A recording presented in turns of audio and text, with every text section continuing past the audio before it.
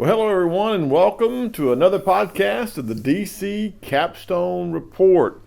It's our initial 2021 fall podcast as we begin to discuss Alabama football. Alabama football started their fall camp, and we always come back at this time of the year to get the year started off with our initial podcast. And it's great to see everybody, to hear everybody again, to talk to you over the time as we've been off, asking when we're going to come back, and we're glad that we have so many listeners that enjoy listening to our podcast. Lance Shores and myself, we just appreciate each and every one of you that have sent us comments, emails, text us, messages on our website. So remember, you can check us out at dccapstonereport.com.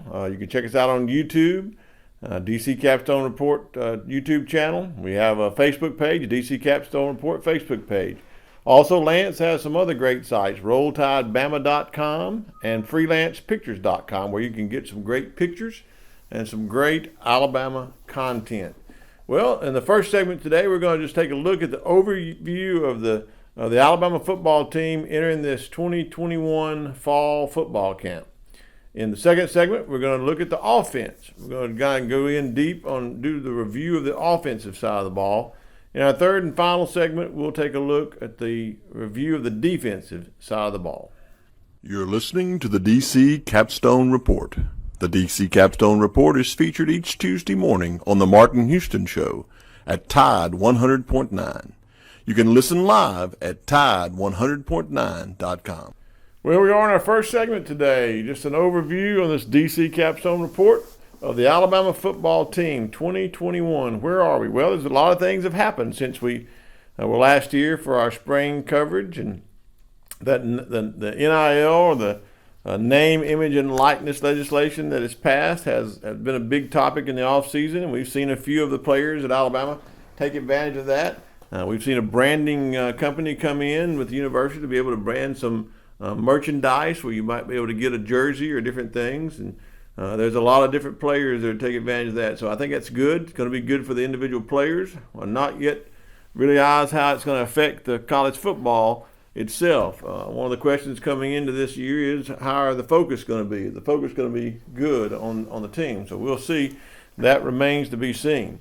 Also, in the offseason, we've had some changes. We've lost a lot of great players that have gone on to play in the NFL.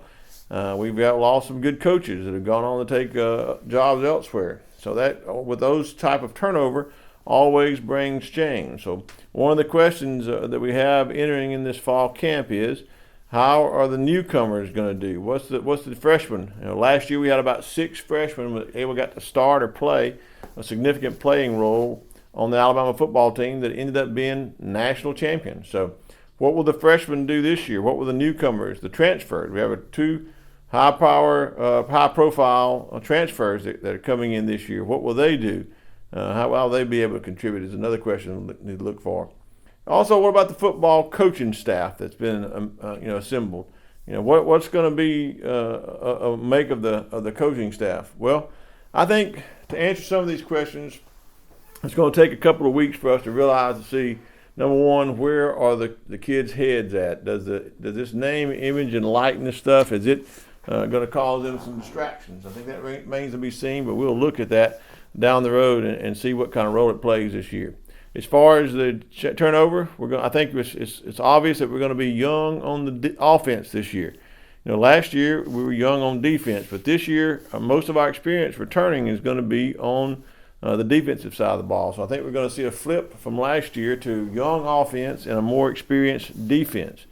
I believe in the next coming weeks we'll see that play out in our scrimmages as we get ready for our first game against the Miami Hurricanes, which is fast approaching in September, Saturday, September the 4th. So just about a little less than 3 weeks away now, we'll be playing football against the Miami Hurricanes. So how will this team progress? This young offense, what will it look like? And this experienced defense, what will that make this team be like? Third question is about coaching staff. So we're going to look at the coaching staff. The major turnover, again, has been on the offensive side of the ball, where we lose 2 big-name coaches, and that is Steve Sarkisian and Kyle Flood. the offensive line coach and the offensive coordinator. Well, Coach Saban goes out and he replaces them with Bill O'Brien and Doug Marrone. Both Bill O'Brien and Doug Marrone has NFL experience. Both of them have some college coaching experience. And we look to see what are they going to do. They've worked together in the past, or what are they going to do with this Alabama young offense? Are they going to be able to make a difference? And I think that they will. You know, the other question mark in this early on stage is what is this team's identity going to be?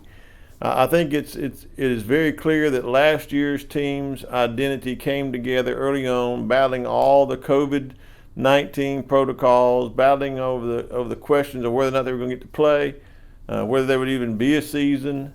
That team gelled together last year, and even though we had a young defensive team, a very experienced offensive team, that team gelled together behind some vocal leadership. And the identity of that team was brotherhood, I believe. I believe you ask Coach Saban, he would tell you that was probably the team chemistry-wise of just a team pulling together and wanting the best for each other. And I think that team came together with an identity of brotherhood, playing for your teammates, seeing the value in that, and seeing the value in just being able to get to play the game when it was about to be taken away from them. So I think what is going to be the identity of this team? And I think last year's identity revolved around the playmakers that we had on offense. Now Mac Jones, Devontae Smith, Najee Harris are all gone to the NFL. So what's going to be the identity of this team? In the next few weeks of fall camp, I think we'll see that identity begin to emerge and see where we're headed. And then finally, the question is, I think always in fall camp, Coach Saban is going to look to see which newcoming players, new incoming freshmen or redshirt freshmen will be able to contribute. He's going to want to be able to find those players that he's going to be able to give more playing time to that can contribute to this team. And I think it's going to be interesting to see which players will be able to do that. So overall, look forward to a new season. Look forward to not only a commentary on this new season, but seeing this season play out and seeing how this team comes together and gels based on, last year is over with. We won the national championship. This is a new season, a new start. How is this team going to come together? What's its identity going to be? Who's going to contribute? What's the coaching staff going to be able to put together? And how will this team fare in its first game when it takes the field on September the 4th to play the Miami Hurricanes? Well, in our second segment, we're going to drill down and look intently at the offensive side of the ball. This Alabama football team is young on the offensive side of the ball. And I say it's young based on age. The youngsters, we lost a lot of talent. So it's young based on talent, young based on experience. But I think if you're going to talk about this offensive side of the ball, you got to start two places. One is the quarterback. Who's going to be the quarterback of this team? Who's going to lead this team?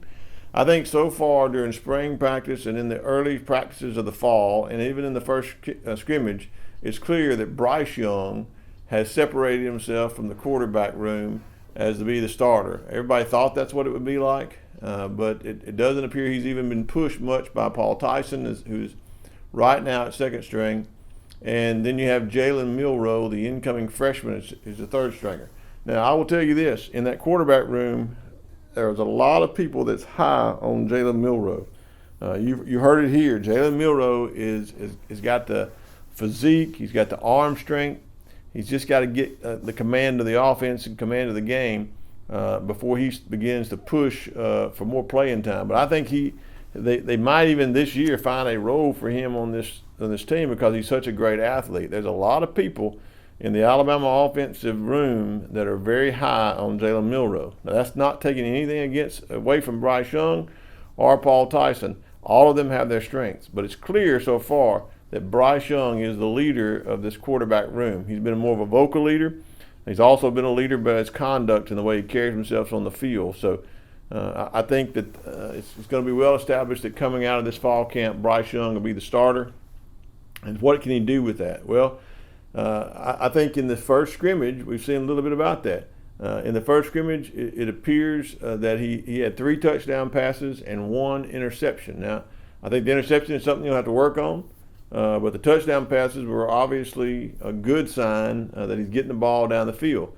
2 of the touchdown passes went to Cameron Latou. That's similar to what he did in the spring game. Seems like him and Cameron Latou has garnered quite a rapport with each other. Good chemistry, good team chemistry.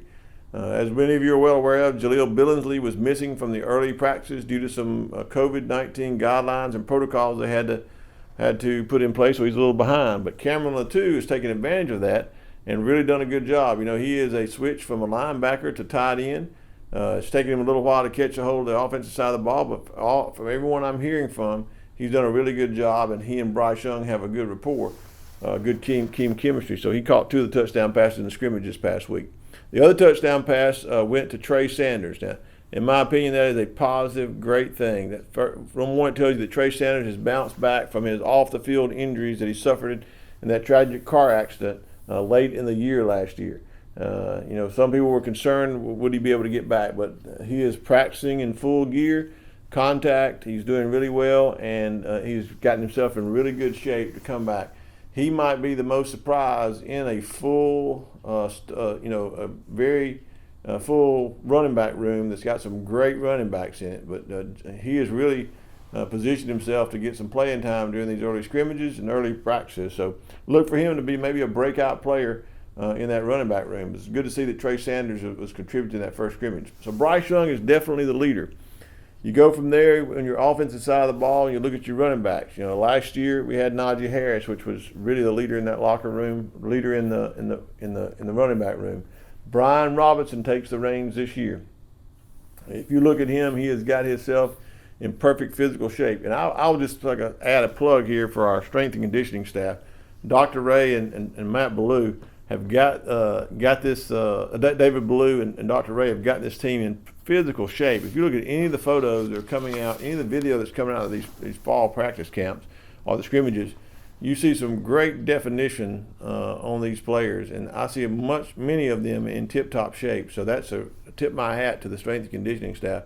The speed and quickness is up, their strength and conditioning is up, and their overall team physique seems to be up as well. But you got Brian Robinson in that room. He's going to be a good player at running back. You got Jace McClellan and Roydell Williams, both played really well during the spring game. They are doing really good in that room. And then you got Trey Sanders, who I've just spoken of, might be a breakout player this year. He seems to have come back well. And just don't sleep on Kamar Wheaton as well, the freshman, true freshman. All of them bring something to the table. So you got Bryce Young at quarterback, you got a real full running back room, and you got Bill O'Brien coming in at offensive coordinator. And that might tend to believe, if you put all those together, that we're going to be a more run-heavy offense this year. But I really think that we're going to be balanced. I think we're going to have enough athleticism in our quarterback and in our running back room to run the ball, but when we need to run it, but we also can throw the ball when we need to throw it. So I think we're going to be balanced this year in our offense, and as we go on that first game against Miami. But I think it's really good that when you got such a great stable running back that you can run the ball, wanting to run the ball, and can run the ball when you need to run it. So I really look forward to seeing this team, when it takes the field with all the talented running backs we have. The wide receivers, that's where probably the most inexperience is. But we're bringing in this year the transfer from Ohio State, Jameis Williamson. That kid coming in is really fast. I think he can really stretch the field on offense. So I believe he's a big threat. You got John Mechie returning, Slade Bolden, Agile Hall. You got JoJo Earl, Christian Leary. You got other players that they're also doing a good job in the wide receivers. Don't forget about Javon Baker. We've heard his name called a couple of times during these scrimmages. So we've got some wide receivers to get the ball to. I just think we'll see what rotation comes out as we get a little into the fall camp. Can talk about the wide receivers a little more as to what we might see take the field against Miami. So overall, the offense, we've talked about the playmakers, but nothing goes well if you don't have a good offensive line. And I think this year we're really going to have to rebuild this offensive line that won the Joe Moore Award, that was the best offensive line last year in college football. You got to rebuild that offensive line. So I believe on the offensive side of the ball, the most pressure is going to be on Doug Marrone to put this offensive line together and to get the best 5 players on the field. Who are they? That remains to be seen. You've got a cast of characters who can really play. Who's going to gel together? Who's going to play together? We know Evan Neal is going to be one of those. He's one of the leaders there. We know he's going to be one of those. We know Chris Owens is going to be one of those players, one of those 5. And you got a whole list of people that are vying for positions.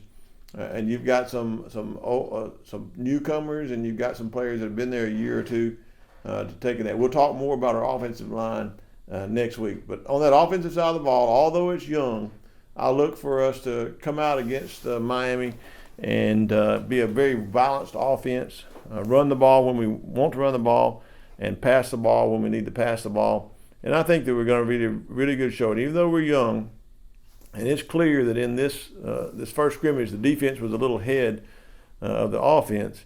It's not uncommon for that to be in the first scrimmage of the year.